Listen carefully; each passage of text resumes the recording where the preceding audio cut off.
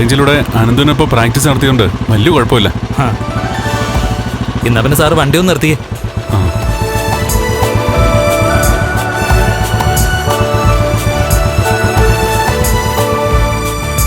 ഇനിയിപ്പോ സാർ തനിയെ ഓടിക്കും.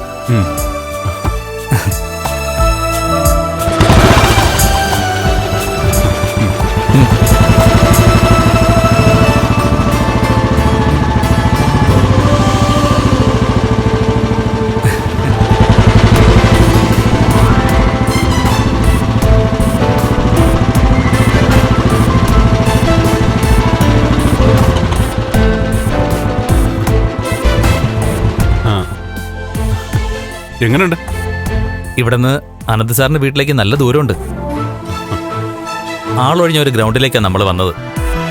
എന്നെയും കാത്ത് ലോപ്പസ് വഴിയിലുണ്ട്. അവിടെ സാർ എന്നെ ഇറക്കിയിട്ട് പൊക്കോ. പിന്നെ ഭാര്യയുമായിട്ട് സൂക്ഷിച്ചു പോയാൽ മതി.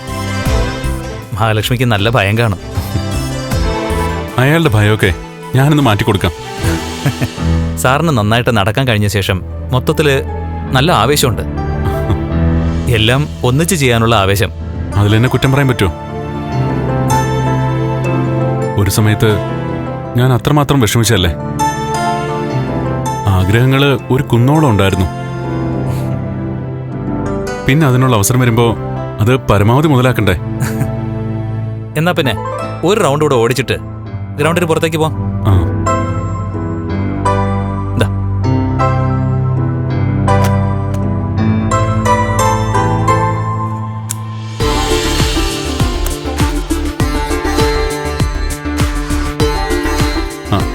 അഞ്ച് വയസ്സ് മുതലേ സൈക്കിൾ ബാലൻസ് ഉണ്ട്. അതുകൊണ്ടാ 10-12 വയസ്സുള്ളപ്പോഴേ അച്ഛനൊപ്പം ബൈക്ക് ഓടിച്ചത്. പിന്നെ ഒരു കാര്യം ഒരിക്കൽ പഠിച്ചു കഴിഞ്ഞാൽ പിന്നെ മറക്കുന്ന പതിവ് എനിക്കില്ല. ലോപ്പസിന്റെ അടുത്ത് എത്തിയ ശേഷം സാർ ഒരു വിടിയിലങ്ങ് വിട്ടോ.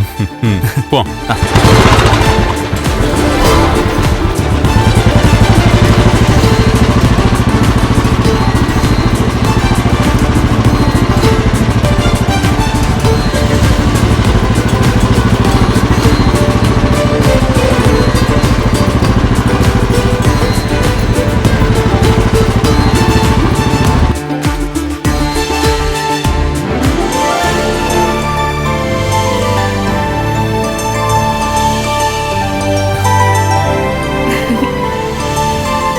ഇതെന്റെ ഡ്രസ്സാ. എങ്ങനെയുണ്ട് നോക്കിയേ.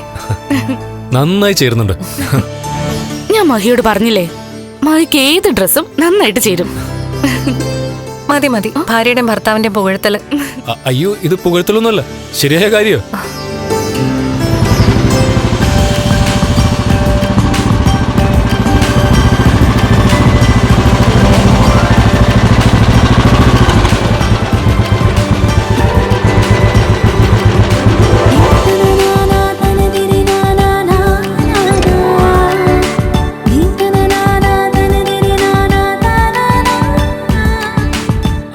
അവനൊറ്റയ്ക്കാണല്ലോ പഠിച്ചിട്ട് വന്നത്.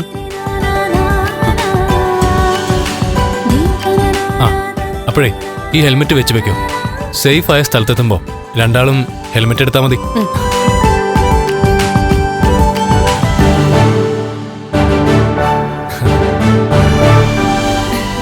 മാർക്കോടൊപ്പം ഗ്രൗണ്ടിൽ ഒരു 10-15 റൗണ്ട് അടിച്ച ശേഷം അവിടുന്ന് ഇവിടെ വരെ ഒറ്റയ്ക്കാ വന്നേ. ഇവിടെയും ഈ വേഷോ? ഒന്നാമതേ കണ്ണേട്ടിന് നല്ല ബാലൻസ് ഇല്ല. അതിന്റെ കൂടെ സാരി എടുത്തിരുന്നാലേ ശരിയാവില്ല. എന്നാ പിന്നെ രണ്ടാളും പോയിട്ട് വാ. പതുക്കെ പോയാ മതി. അത്രേ ഉള്ളൂ. പാടം.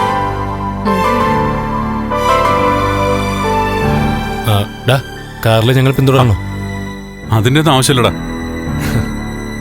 ഞങ്ങൾ സേഫ് ആയിട്ട് തിരിച്ചെത്തും.